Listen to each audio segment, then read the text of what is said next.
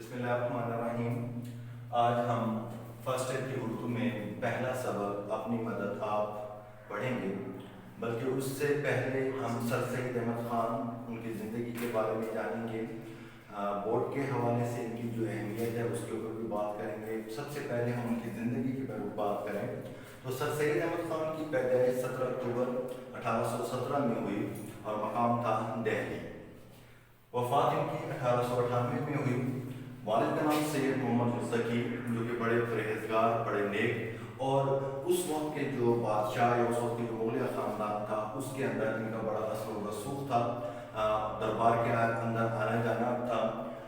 والد صاحب کے انتقال کے بعد اور جب ان کے والد صاحب بھی اور پھر والد کے بعد ان کے بڑے بھائی بھی وفات پا گئے تو سر سید احمد خان کے اوپر ایک مذہبی رنگ نمایاں ہوا اور انہوں نے اس وقت فقہ، حدیث، قرآن مجید کا ترجمہ اثر نو اس کو پڑھنا اور اس کو دوبارہ انہوں نے دیکھنا شروع کیا۔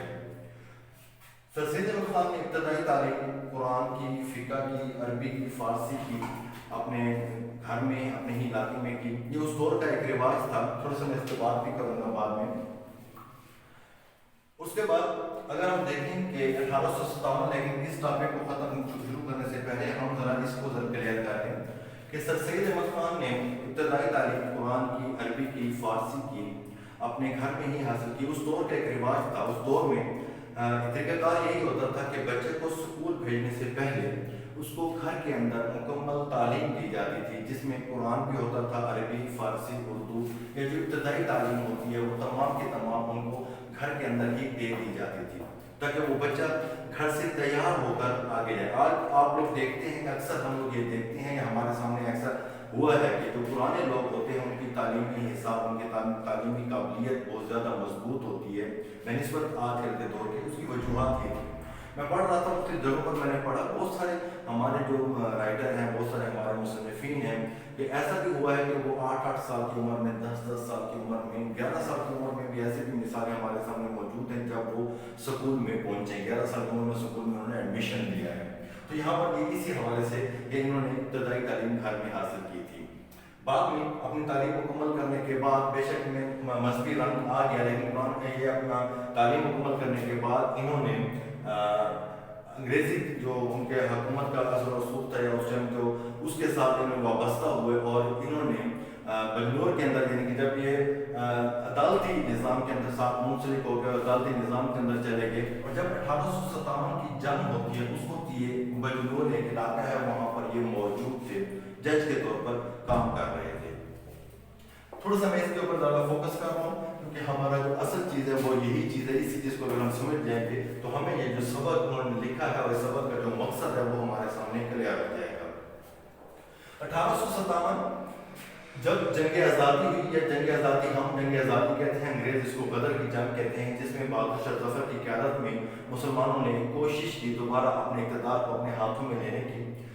بظاہر اس وقت جو اقتدار تھا وہ مسلمانوں کے پاس ہی تھا، لیکن صرف نام کا کنٹرول سارے کا سارا انگریز جو وہاں پر انہوں نے جو کمپنی بنائی ہوئی تھی ان کے اختیار، ان کا سب کچھ اختیار ان کا تھا، صرف نام مسلمانوں کا تھا یا بہادر شاہ ظفر کا تھا۔ تو 1857 میں جب بغاوت ہوئی جنرل باغ خان کی قیادت میں اور انہوں نے یہاں پر بغاوت کی تو اس وقت حالات ایسے پیدا ہو گئے تھے کہ شروع میں مسلمان اور ہندو نے مل کر کوشش کی، بعد میں بظاہر حالات ایسے بن گئے کہ ہندو جب دیکھا انہوں نے حالات خراب ہے تو ہندو سائڈ پر ہو گئے اور مسلمان آگے سینہ تان کر کھڑے ہو گئے۔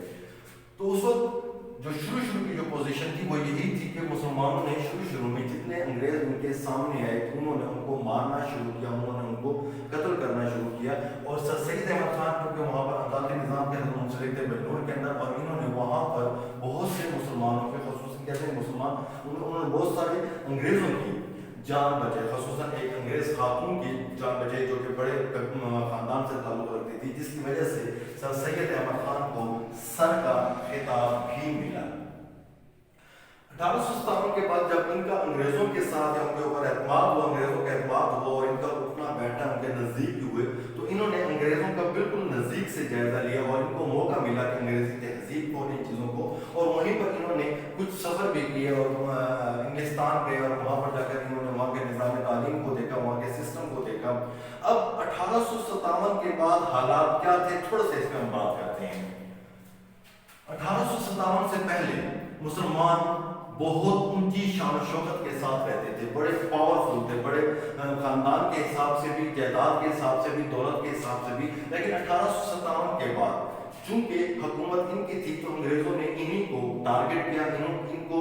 خراب کرنے کے لیے، ان کو برباد کرنے کے لیے انہوں نے ٹارگٹ کیا، اور مسلمانوں کو صحیح دبایا گیا. مسلمانوں کی ساری جائیدادیں سب کچھ ان کا ختم ہو گیا، اور مسلمان بھی کچھ ضد میں آ گئے تھے. مسلمان بھی اب انگریزوں کا نام لینا بھی گوارا نہیں کرتے تھے، ان سے نفرت کرنے لگے، اور مسلمانوں کی حالت جو تھی وہ آہستہ آہستہ نیچے آنے لگی. تعلیمی حساب سے بھی مسلمان کمزور، کاروباری لحاظ سے بھی مسلمان کمزور، معاشی لحاظ سے بھی مسلمان کمزور، معاشرے کے اندر بھی مسلمان کمزور. تو یہاں پر ہندوؤں کو آگے بڑھنے کا موقع ملا، تو یہاں پر سر سید احمد خان جیسے لوگ آگے آئے، اور ان کی کوشش یہی تھی کہ مسلمانوں کو دوبارہ ان کی تہذیب، ان کے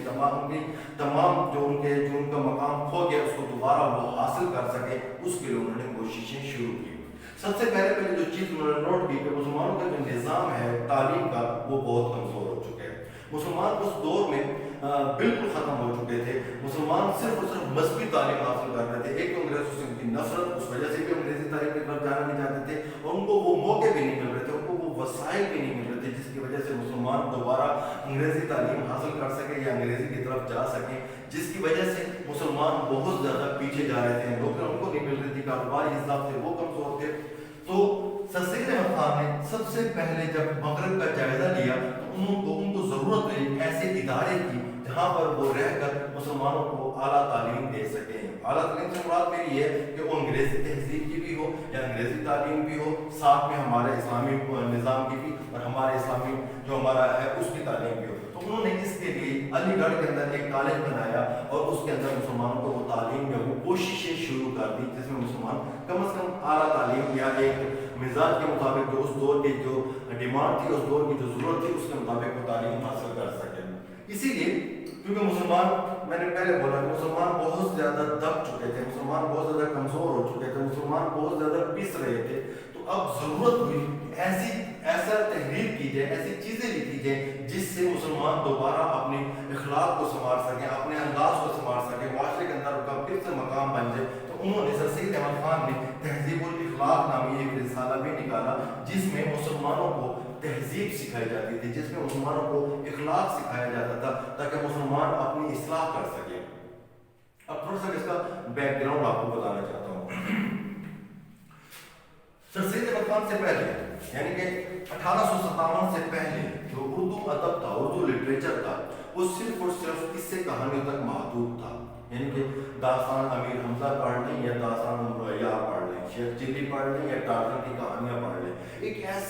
ایسا ادب تھا، ایسا لٹریچر تھا اس دور میں جو انسانی سوچ سے باہر تھا. یعنی کہ مافوق الفطرت جو چیزیں ہوتی ہیں جو آپ کی سوچ میں آئی تھیں، اردو ادب ان پر اپنا وقت ضائع کر رہا تھا.